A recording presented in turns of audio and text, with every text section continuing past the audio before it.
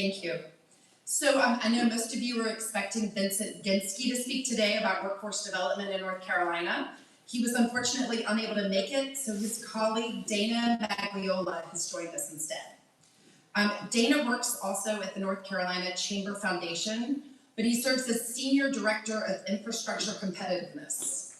I'm going to let him explain more about exactly what this means, but it feels like a very important role for economic growth and development in our state. I'm thinking transportation, energy, broadband, water sewer systems, supply chains. We're going to let him fill us in on all of that. He was previously with the Department of Transportation, and before that, NC State University. Dana is a graduate of the University of Virginia, and he earned his MBA from NC State with a concentration in supply chain management. My favorite, as somebody who loves sailing, is that I have to mention that Dana is the longtime volunteer head coach of NC State's nationally ranked intercollegiate sailing team. In 2024, he was inducted into the ICSA College Sailing Hall of Fame for lifetime achievement and service to the sport. Did I get that right? That's awesome. Okay. Welcome, Dana.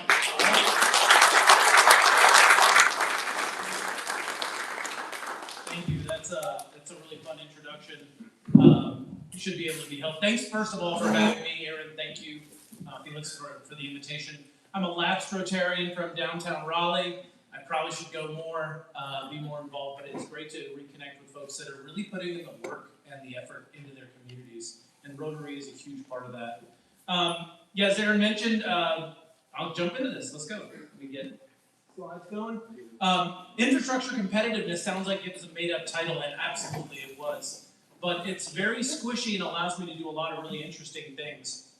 But you'll see that my background is in transportation, supply chain, logistics, freight forwarding, research, analysis, and all of those things really come together in the space of where the chamber is, and in the space where I live professionally. UVA grad, glad to be in Chapel Hill amongst some friends and opponents every now and then, but also I bleed red. And for the past 14 years, I've coached NC State sailing team as a volunteer, which is a lot of fun. We're probably top 30 in the country, compete regularly against varsity teams. I will say I practice, and we host Duke and Chapel Hill at practices pretty regularly because they're a smaller program. We have infrastructure, we have a fleet, and I may not be rooting for that color blue off the water, but when I see the Chapel Hill kids on the water, I'm glad to see them doing well. So something to get to know and be proud of here for your own Tar Heels. So where does the chamber fit? The chamber, of course, is not government. People often think that we're the Commerce Department of government.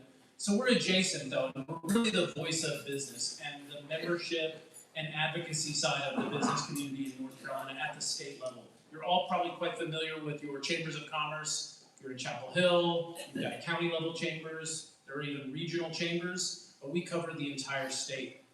I, in particular, work for the foundation, which is a non-advocacy side of things, so thank God I don't have to go to the General Assembly.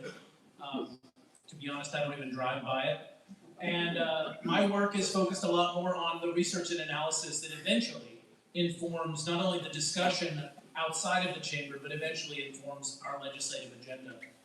So not completely disconnected, but really the goal is to ensure that when we do advocate, or when we do tackle things in the courts with our legal institute, or we are dealing with membership at the chamber, that we are doing so using data, using information, and pushing a really objective approach to how we pursue and plan for the future of North Carolina.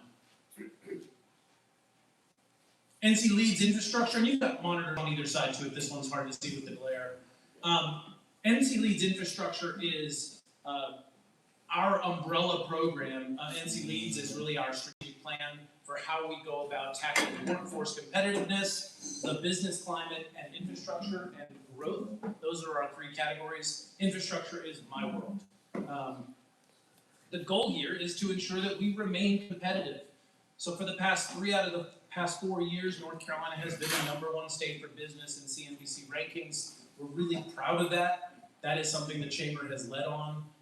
That is something that the Chamber is an active part of, I will say, Team North Carolina to attain that position and to protect that position. And again, that comes to what we do, protecting our competitive edge and our competitive position as a state to do business, to live, to work, to raise families.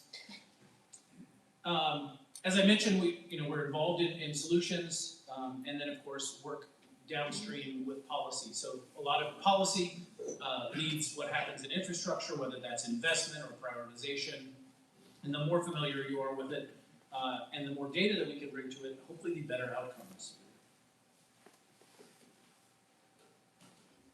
One second, guys. Here we go. So there's a lot to say about infrastructure. Lots of data, lots of details. But I want to talk more big picture. Big picture about how these infrastructure systems connect across North Carolina and connect regionally, and how they tie in to our state's competitiveness.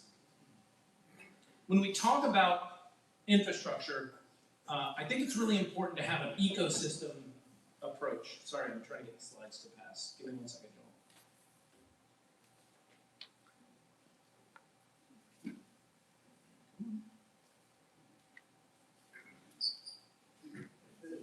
Is it changing for y'all? Still that road picture? Coming, rescue is coming. It's okay. We're gonna just reboot it, and we're gonna come back to it. 1 second. And we're gonna hit F5. We're gonna go right back into this presentation. I got it. You got it. I'm remotely, relatively savvy. I'm not needed anymore. Sadly, you gotta look at my slides again. So when we talk about infrastructure, I really think we need to talk about it in an ecosystem. Whatever you do in one sector of the economy, one sector of infrastructure, has implications, and it ripples into other forms of infrastructure. Say we tackle the growth in North Carolina that's putting pressure on housing. Housing growth is putting pressure on energy and water. Housing growth is putting pressure on transportation. Good transportation is incentivizing people to move here. It's all an ecosystem, and it's all a cycle. There we go. Hard to read. I will leave this slide with you, but really what I want to do here is give you a sense of what we have as advantages in the state of North Carolina. So transportation is probably the first thing people think about when they think about infrastructure. These are your roads, your bridges, but it's multimodal. We have 2 deep water ports in the state of North Carolina, at the Port of Wilmington and the Port of Morehead City. Cutting edge container port at Wilmington, mixed cargo, niche cargo, break bulk and bulk, both there and at the Port of Morehead City. 2 amazing assets for our state. Roads, we have 80,000 plus miles of roads managed by NCDOT. And you know when you drive into South Carolina, my home state, you feel it. Because you hit those bumps, and you come back into North Carolina, you're on smooth roads here in the good road state. That's because we have centralized management of roads with a prioritization system that funnels dedicated transportation funding to that infrastructure. Trains are really important to North Carolina. Rail, both from a freight perspective as well as passenger perspective. We have one of the most active passenger rail systems managed by the state and the country between Charlotte and Raleigh. We're seeing investment at an untold scale in the billions of dollars on the Raleigh to Richmond corridor that's known as the S-Line that will eventually connect North Carolina and the crescent of North Carolina to the Mid-Atlantic and Northeast high-speed rail corridors. Energy and water. We are a regulated utility state, in case somebody didn't know that. Duke Energy is sort of the 800-pound gorilla in North Carolina, but we also have co-ops, we have electricities managed at the municipal level, and Dominion, and now Enbridge is what they're also called, have a play in this state as well. So we have a diverse energy portfolio, we have a diverse generation portfolio in North Carolina that includes everything from clean energy through the now being phased out coal production for power. Water. We are a very water-rich state, whether that's, I believe we have 17 basins or major basins in North Carolina. We are a water-rich state. And I say that on the tail end of a drought here, but sometimes the water's not always where it needs to be. And sometimes the systems that handle the water access and the wastewater and stormwater treatment are not built to the demand that they face. And this is a legacy of our industrialization as a state, where you had factory towns where the factory put in water. That was 100 years ago. And those water systems are about 100 years old. So North Carolina water systems are probably one of our largest and most at-risk infrastructure verticals when we think about continuing development and economic development from here on out. So we're seeing a lot of work on regionalization in that space. That may be something you're quite familiar with here in Chapel Hill. Waste and recycling, and then broadband.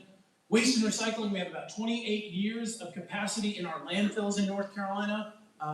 Again, much like water, the capacity is not always where it needs to be, but thankfully this is one of those spaces where we're seeing innovation, we're seeing circular economy principles being introduced through things like industrial symbiosis, taking biotech and life science waste, bringing it into the ag sector as a fertilizer, and creating circular economics in North Carolina.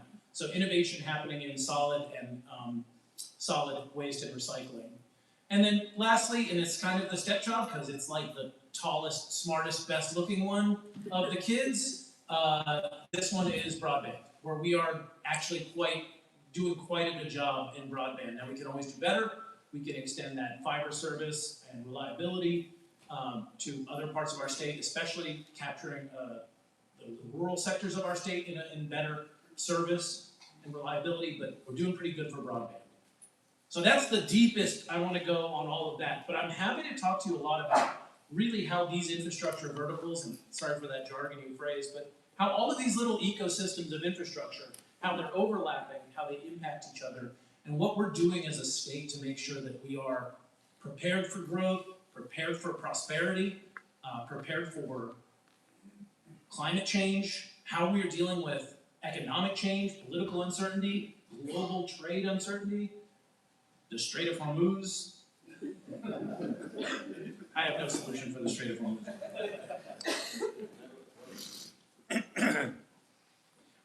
In my past life, I was a lot more involved in the Strait, in the Gulf of Aden, in a different strait, and that was when I worked for Maersk, but that's a whole other story. All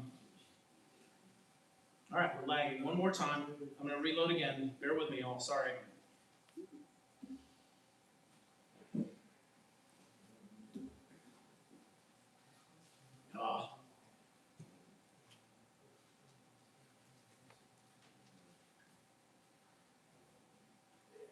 All right, so research, analysis, and engagement. As I mentioned, a part of my role at the Chamber is research.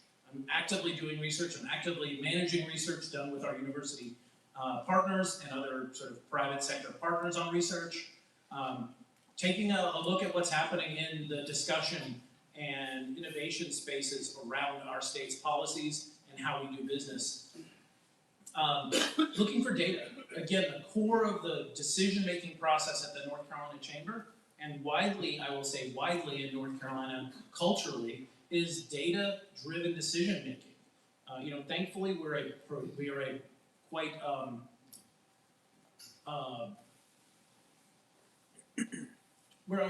we are a rational state. Some people might not think that if you look at the General Assembly and the governor talking to each other, but we operate broadly as a rational state where decisions and policy generally follow the data.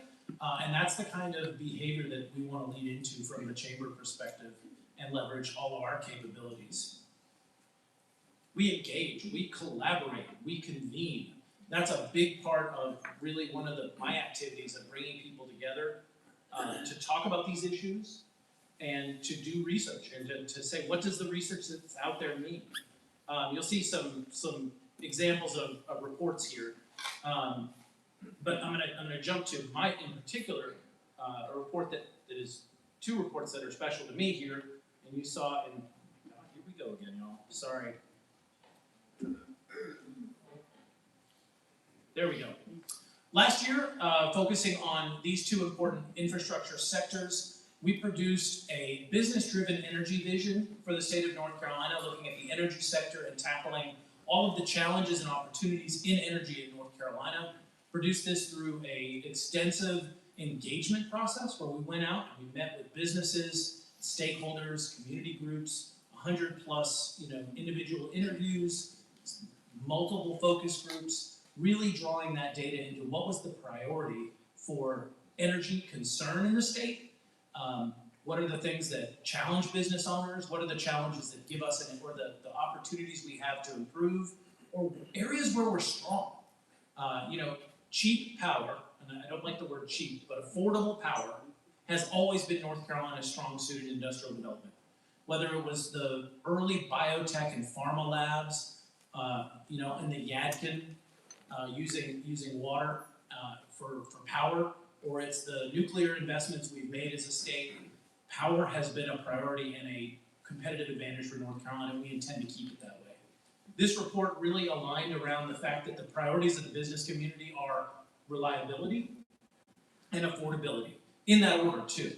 And not very far apart either. I would say it was like a 9.7 affordability, 9.5 reliability, 9.5 affordability. But again, affordability has a lot more of kind of a nuanced perspective.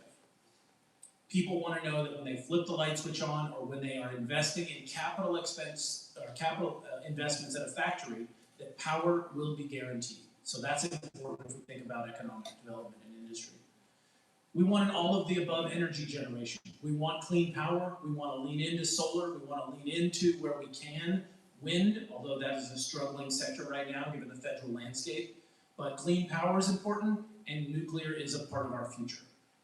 Ironically, I would say if you had told me like 10 years ago that I'd be like, you know what's great? Nuclear is great. I would have called me like a bootlicker. But nuclear is absolutely the sustainable, long-term, at-scale, clean energy solution that we have ahead of us as a state. So look to see more interest and more investment in nuclear, including nuclear innovation around things like small modular reactors. The SMRs you'll hear about. There's still a ton of buzzwords flying around, but you can look for the next 10 years to see, I think, some significant investment in nuclear. Kind of on the other, maybe not the other side of that coin, but one of the things we have to hold on to too is that we do sustainability well in North Carolina. We have an active clean energy portfolio in North Carolina.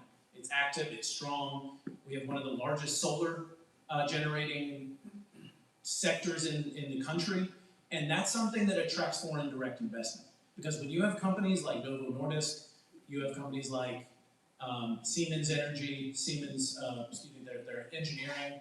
You have these companies that want to come and invest significant CapEx in North Carolina to build factories. They also have legitimate, real carbon reduction goals, not public relations goals. These are global commitments that they as a company have made to sustainability. And we do that well in North Carolina, and we make it easy for foreign direct investment to come here. That is something we have to protect. That is something we have to protect regardless of the whims of politics, on how popular it may or may not be. Sometimes we use the word affordable renewable and not green. So really it's an advantage for North Carolina we have to lean into. On water, this was water research that we had an expert team, thankfully not me leading it, but an expert team of water engineers researching.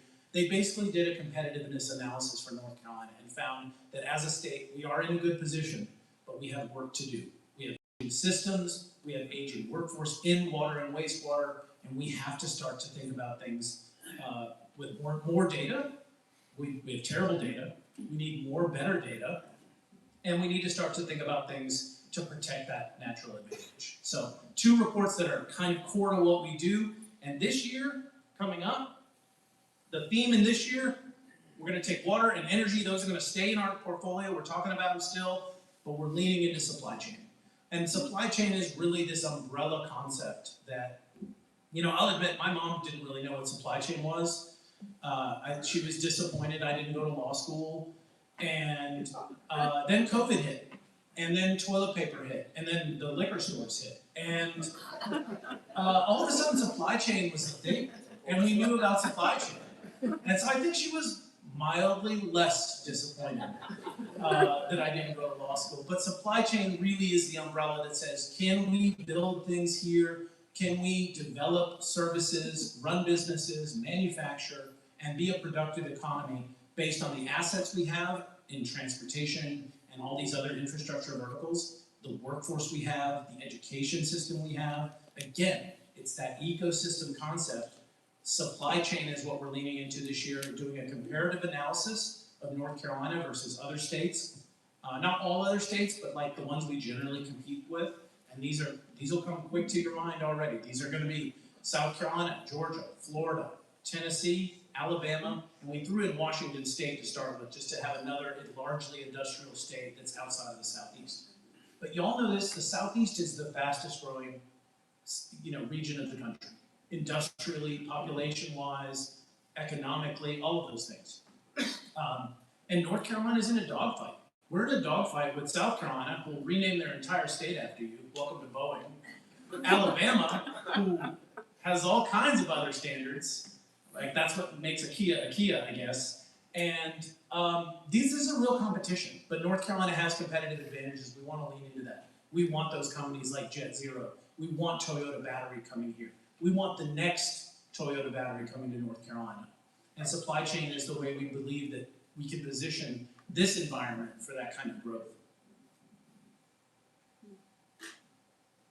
Again, I told you I don't go near the General Assemblies. I was a legislative aide. Most of the folks at the General Assembly or at the North Carolina Chamber understand the legislative process. It's very much like knowing the rules in baseball and knowing when you want to swing for the fences and when you want to manufacture runs. And I'm in baseball land these days with my kids, so sorry for the baseball analogy. The research we do informs that legislative agenda. The research that we do helps bring objectivity to what has been a political game for how many years have we been a state, or a nation, or a people? Again, it's not going to be an overnight change, but that's a big commitment that the Chamber has made, is to bring data and analysis into those conversations. And then to hold lawmakers accountable. We do a lot of work, my colleagues do a lot of work on kind of the business-friendly vote and seeing where folks line up when it comes to the vote on policies that support business growth and community economic growth. That is absolutely vital to us. And it doesn't always align R&D. It's not always R&D. There's D job champions, there's R job champions. And that changes generally with the complexion of the General Assembly. Those of us who remember the Bass Night days of North Carolina know what it's like when the D's are driving. Those of us that have lived in the Berger and Moore and Tillis red years, you know what it's like when the R's are driving. At the end of the day, we want to be the map. We want to be the map for both of those folks. And the destination is making North Carolina the best place. And we're there, we just don't want to get lost, down a cul-de-sac. All right, collaboration, I talked a little bit about this, and I'm trying to wrap here shortly. Getting folks together is a huge part of this. The Chamber has a unique opportunity to be an objective player that brings business to the table, that brings government to the table, when it's important to talk about things that really matter.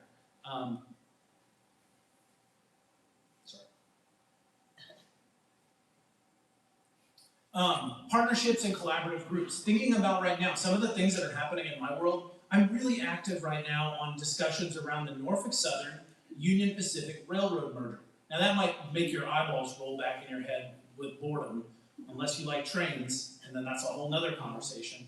But this conversation for North Carolina is that these two very large railroads may merge, and North Carolina is potentially in a position to gain or lose competitive advantage when it comes to service, rates, reliability, all of the things that happen in rail. And North Carolina has two Class 1 railroads. We've got CSX, headquartered in Jacksonville, Florida, and we've got the Norfolk Southern, headquartered in Atlanta. Those two railroads, along with about 22 short-line railroads, serve the state of North Carolina. If one of those merges with Union Pacific, which is the largest railroad in the country and covers the West, we may be looking at an macroeconomic shift in North Carolina based on direct port access to the West Coast ports, new rail economics in an industry that is, remember, this is a monopoly. So these are things that we're concerned about, and that we've convened a group to talk about it. There will be intervening at the Surface Transportation Board, which is the federal regulatory agency above railroads. This is the kind of work that we're behind the scenes doing, bringing together business, associations, ag. We do a lot of work with ag, especially because ag is at risk. Ag may also gain. quicker access to the West Coast and Midwestern grain markets, things like that. We're tackling topics right now, such as the renewal of the USMCA, which is the old NAFTA, like the new NAFTA, if folks remember that. This is the kind of stuff where you may not see the work happening, but someone's got to get these groups together. We've got to figure out where do we stand and what do we need to do as a state to position ourselves well for the future. And that's where infrastructure competitiveness comes up. That's where that made-up title really comes together. And I'm lucky to lead this position and work with these groups and have the resources of the chamber. So I like what I do. I'm happy to talk way deeper about things, but again, I don't want to put your face into your barbecue here at lunch. And I'm planning to stick around to chat more as well. I'm happy to answer any questions, comments. Yes, ma'am. Given how important these verticals are, energy being one of them, what is the chamber's position on AI data centers coming to the state? And Yeah, great question. its consumption of energy. Yeah, so the question was, what's the chamber's position on AI data centers and energy consumption? We do not have a position, but we I know you are, were gonna say but- that. but you won't find people that are looking into it more. Okay. We're actively looking at what the implications are. I'm actually serving on the governor's energy policy task force that's tasked with addressing the future of data centers in North Carolina. We're very concerned that the juice will be worth the squeeze. You see job announcements for a data center. Sometimes they're 500 jobs, like in Rockingham. Sometimes they're like somebody to go in and turn the lights on. That's why I was asking you that question, because it's a very poor area, and I think they're being Yeah. exploited right now. And they may be, but if the jobs are there, if the investment in property taxes are there, this is not a direct parallel, but think about the amount of revenue that comes from property taxes for the Mooresville Executive Airport. That's like the NASCAR guys where they keep their planes. All those planes pay a ton of property taxes that go to those schools, and they have 0 little kid planes that go to those schools. So thinking about like, what is the big picture? There may be a position for data centers, but we're watching. Great question, and definitely one that's topical. Yes, sir. Hey, so I'm proud I live in North Carolina and I'm excited about that we're spending time and energy on our competitive advantage. What I see though is 2 North Carolinas. I see like the Triangle is doing really, really well. I see Charlotte's doing really, really well. Then you drive down east and there's nothing going on. And so if you could wave your little magic wand and make that a little more equitable, what would you do to make these rural areas more competitive? It's a good question. I think infrastructure is a lever. I don't think there's a wand, but I think infrastructure is a lever to do that. And that is to ensure that our transportation funding is equitable to rural drivers. If we think about the current model, you've got a gas tax. Gas tax is, just an additional tax you pay per gallon. That money goes into funding roads. Well, if you live in eastern North Carolina, and I'll use Global Transpark as an example in Kinston, people from 26 different counties drive to work in Kinston to work at GTP. That's a lot of gas, and that's a lot of contribution they're making to transportation funding. Do those areas receive quid pro quo when it comes to prioritization of projects and funding and project delivery? They don't. Rural projects don't score as well on the volume over capacity, the V over C ratio, which drives a lot of investment. The V over C ratio for I-77 is like 5. It's legitimately a driver of their scoring in projects like that. So I think it's a lever. Eastern North Carolina has I love Eastern North Carolina. Like, that's where my barbecue affiliations go, in that direction, the vinegar. I spend every weekend I can driving east, because the ocean's in that direction. And Eastern North Carolina is a sleeper in terms of its ag power. And what I think we need to do, and this is my opinion, and it's worth every penny you paid for it today, we need to be investing in assets that create value-added agricultural products in the East. Because a lot of what we produce is harvested and shipped out of state for production.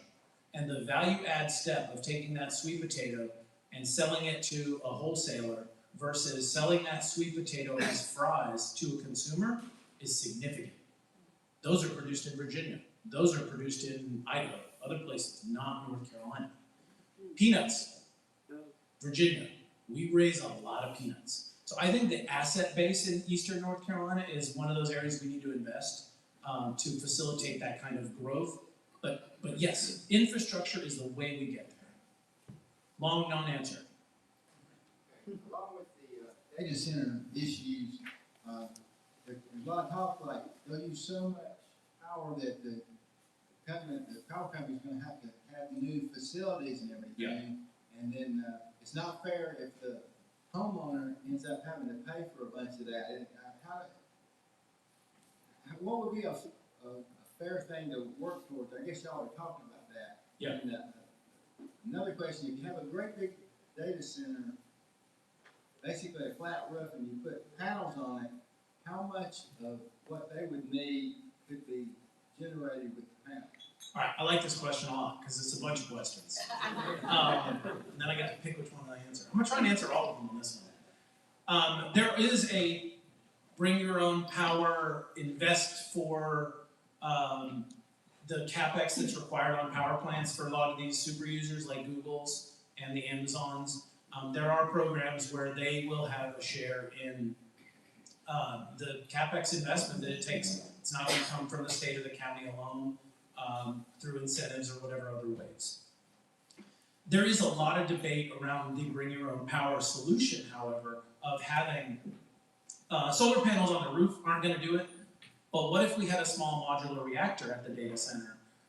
That may be a part of the mix, and that is one of those areas where as a regulated utility, we have to defer to the Utilities Commission and the policies in place. So right now, there are challenges to bring your own power. However, we've got great public-private partnerships in North Carolina, which is essentially like a workaround to create these opportunities to generate power, make CapEx investment, fund data centers, but also not draw it on the rates and the backs of your customers at the residential and even commercial levels. But it's very important that we are paying attention to that. It may be up to the Utilities Commission, but the Utilities Commission is largely put in place by political power. So again, one of those things we have to pay attention to. So is that a kind of an answer to your question? But the solar panels on the roof are great. There's just, that would be a drop in the bucket. Yes, sir. Did you have a question first? I know I skipped you. So I just wonder, historically, what infrastructure investment has created the greatest ROI? The Eisenhower American Defense Interstate System had revolutionized our country. North Carolinian Malcolm McLean in 1973 putting adapted containers on the back of the IDLX ship between Newark and, I want to say like Jacksonville, Florida. Containerization came in after that, and containerization is the one thing that's changed the world. Container cargo. Nothing as sexy as a big 40-foot box when it comes to changing the world. So I think if we think about those two things, and then you got to go all the way back to Scott and recognizing that we had to get North Carolinians out of the mud. And that investment in infrastructure in North Carolina changed the future of this state and public health in this state 100 times over. So, big answer to a short question. Yes, sir. I think I heard you mention this earlier in passing, and you mentioned the rails. Is high-speed rail a serious practical possibility in the somewhat near future in North Carolina, connecting ideally, as someone who commuted to Charlotte for a number of years from here, I would love it if there was a better high-speed rail option, and the people I've talked to would love it too, feel like it would really connect those two parts of the state. Obviously, the rest of the state, that'd be great too, but is it practical? Is it realistic that that would happen? And if so, when might it happen? All right, good question. So the background on this is that, look at the Northeast Corridor. The Northeast Corridor, you can get on the Acela from Boston to New York to Philadelphia to Washington, D.C., and generally you are on a dedicated rail line in a dedicated corridor. In the Southeast, all of the rail line are freight rail lines that are also used by passenger rail through Amtrak relationships. Passenger rail defers to freight. It's a holdover of the monopolistic railroad structure, complements of like, I don't know, Andrew Carnegie, right? Freight slows passenger rail. They have to get out of the way for freight trains to go by. That's just the way that the rail works down here. Now, North Carolina has done a good job of creating quicker and more regular service to and from Charlotte along the Crescent, the NCDOT rail program that has record riders. I mean, each year there is a new record over the past 5 to 7 years of like rail riders between Raleigh and Charlotte. It's a great way to go to Charlotte. It's 3 hours. Driving is like 3 hours and you lose some hair. It's, you know, it's a trade-off, and you can get a comfortable spot. There's Wi-Fi. Now, as far as high-speed rail in North Carolina, our best option is that S-line corridor I talked about, going north from Raleigh through like Wake Forest, Franklin, through Henderson, Oxford, to Richmond. That's a dedicated corridor. The S-line and the A-line, which is CSX's main line, up and down the East Coast, separate lines. So kind of like the Northeast Corridor, this could become a dedicated corridor. We are $5 billion away from that point. We do have $1 billion plus towards it, including the largest federal grant ever given to the state of North Carolina, that will develop that corridor, and eventually connect us to what some of the Virginia folks say Richmond to Raleigh, but we are clearly leaning into Raleigh to Richmond, eventually plugging us into high-speed rail. But it's just the dynamics of the industry. Yes, sir. When I think about infrastructure, one of the things I think about is actually education. And you know, the state's always been fortunate to have some excellent higher educational universities and so on, but I worry a lot when I see teacher pay at the bottom of the ratings and the results for the kids in K-12 and so on, is how they're doing on standardized tests. So it seems to me that should be a big focus of what the Chamber's doing for business. Tell us a little bit about where you are on that. Yeah, thankfully, I tapped in today for Vincent. Vincent's in our workforce space, and he would be better qualified to talk to you about that. But I will say it's absolutely a factor in competitiveness when we think about the strength and the nimble ability of our community colleges and our university system to engage with industry, look at what the workforce needs are, and adapt programs. We're better at that than most states now. We may not be great at it, but we're leading there. Teacher pay, honestly, if you think about all pay across the state, wages drive longevity in careers, wages drive economic growth. We're seeing wage correction over years of inflation and no wage growth, but I don't think that it's keeping pace when we talk about teachers. And you know, my kid just finished his EOGs. I showed Aaron this. I got a text. He finished his science EOG. He thinks he did well. Yeah, we need to continue to see investment in these public schools. I will say one thing I'm pleased to see, and I do a lot of work with community colleges on workforce education and supply chain, so like getting folks into factories, getting them into logistics industries. We're seeing that go deeper and deeper into the classroom, younger and younger, so that students in middle school are starting to recognize, hey, I could be a part of this global industry. If I I want to learn about France, well, guess what? The Port of Marseille is connected to the Port of Wilmington through a container ship once every 2 weeks. And learning about those things that might open doors. So I agree with you. I don't know enough to give you a good answer, but it is a priority, and it's one that we have a whole dedicated position in the Chamber Foundation focused on. So my question Yes, is sir. about the small modular reactors. I've been fascinated by that because on paper it seems to be our hope to maybe fight all the global warming, all the other stuff. How far along are we on that? It seems to be, that's a question that I don't know. And then if we get there, who is this going to be paid for by the power companies, the government, who are funding? So if we get there, whether it's conventional nuclear or SMRs, figuring out who's going to pay for it is the question we're tackling. Well, And they're that's two completely, my understanding is completely that different. this is what the big nuclears are hugely expensive, take a long time.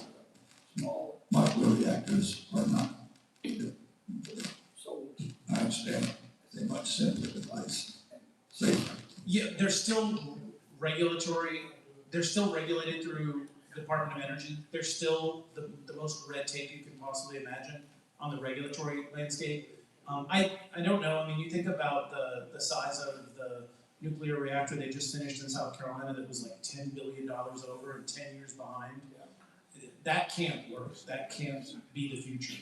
So figuring out who's gonna pay for them, whether they're conventional, which has a path to approval, or SMRs, which does not yet have a path to approval, that's a question we still have to answer. Now, where are they?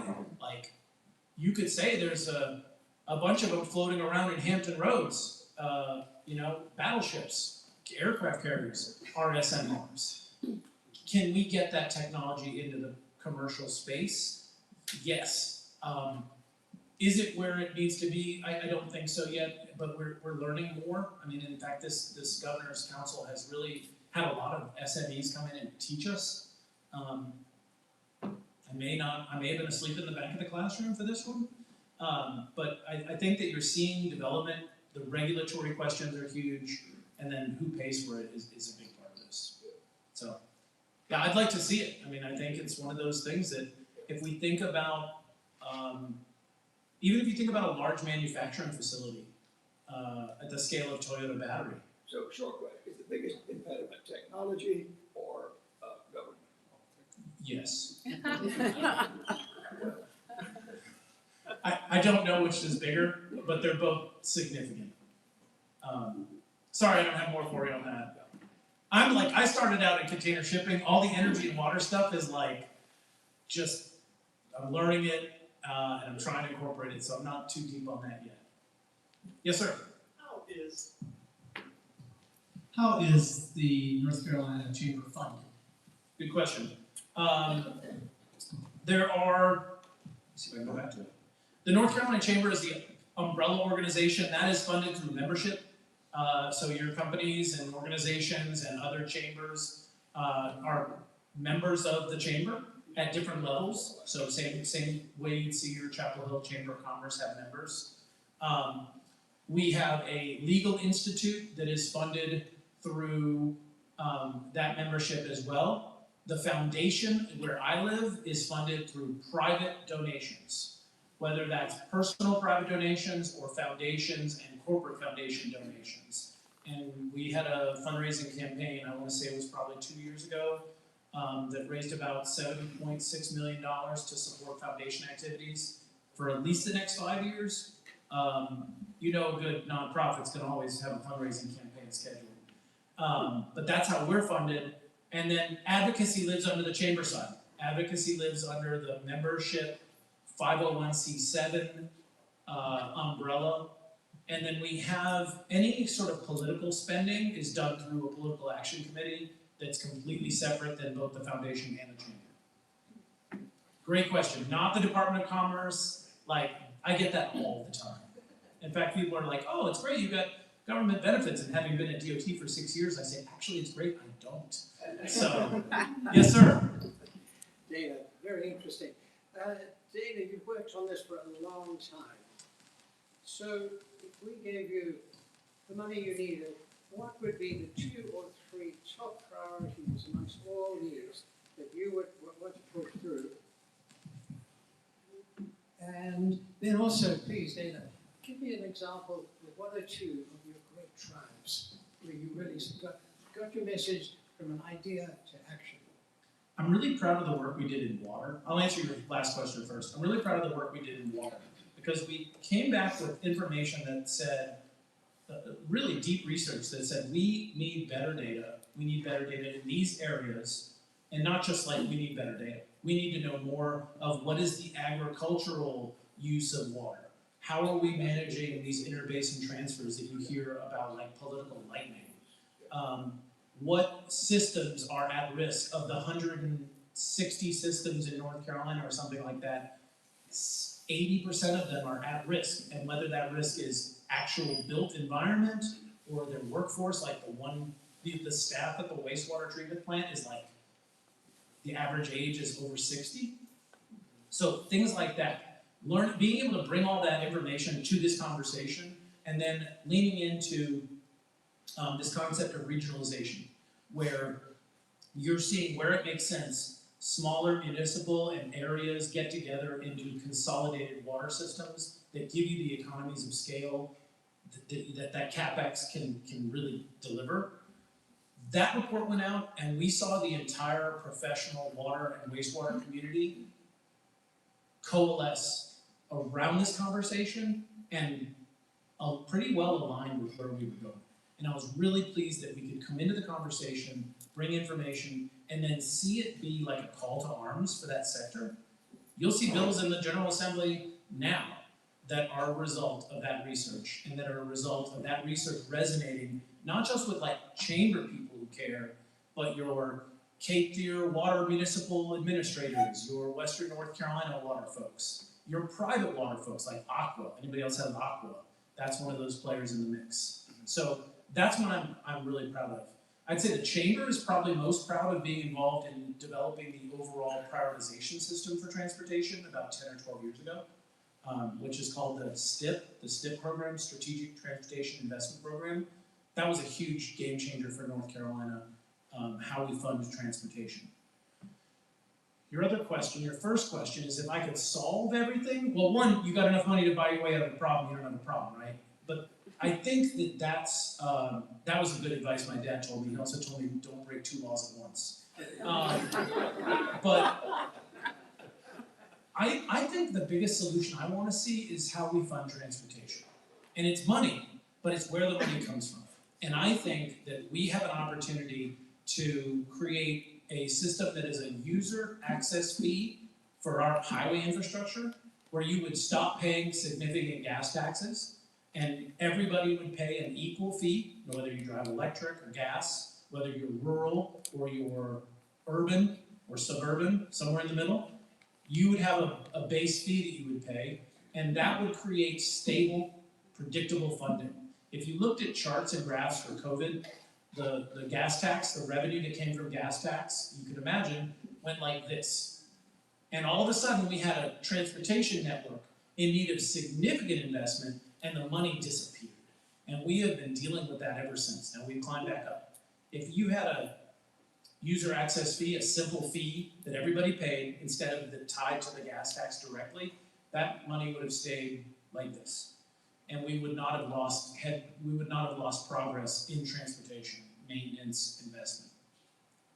I think that that's also one of those levers we talked about how we bring the rural and urban divide together. Because that is equality for your rural driver, who they may be driving 10 times the miles, they're paying the same fee as the urban driver. And so until we can build a system that reconciles those rural projects to get funding to score well, which is very hard to do, that's one of those avenues I think we should be pursuing. And you'll hear a lot more about that from us in the coming year. I think that's kind of a randomly adjacent answer to your question. Thank you. Yeah. You did well. I tried. All right.